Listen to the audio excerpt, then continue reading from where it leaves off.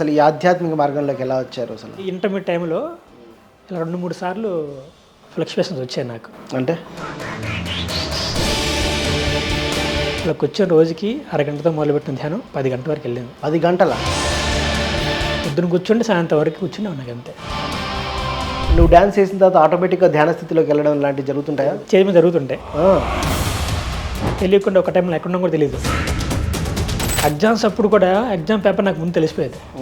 But exam రాసేవాడిని కాదు. ఒక్కసారిగా blank అయిపోయి ఆకాశవాణి రూపంలో వాయిస్ వినిపించింది. ఏమని? బాబా గారు ఒకసారి చూడు నాయనా అన్నారు.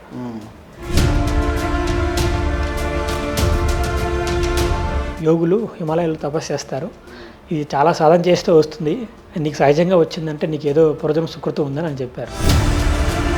స్పిరిచువాలిటీకి ఆర్ట్కి ఉన్న సంబంధం ఏంటంటే ఏం చెప్తారు మీరు? డాన్స్, మ్యూజిక్, మెడిటేషన్ 3 ఒకటే. ఓకే, దారులు వేరేనా, గమ్యం ఒకటే. నవనాట్య మయూరమై నట రూపంలో అనునిత్యం కళామతల్లి సేవలో పునీతులవుతున్న విశ్వనర్తన ధ్యాన ప్రస్థానకారులు, ప్రముఖ ఆధ్యాత్మిక నట విశ్వం M.Kasi విశ్వనాథ గారితో సోల్ టాక్ షో ఈ ఆదివారం మధ్యాహ్నం 2 గంటలకు మీ PMCలో.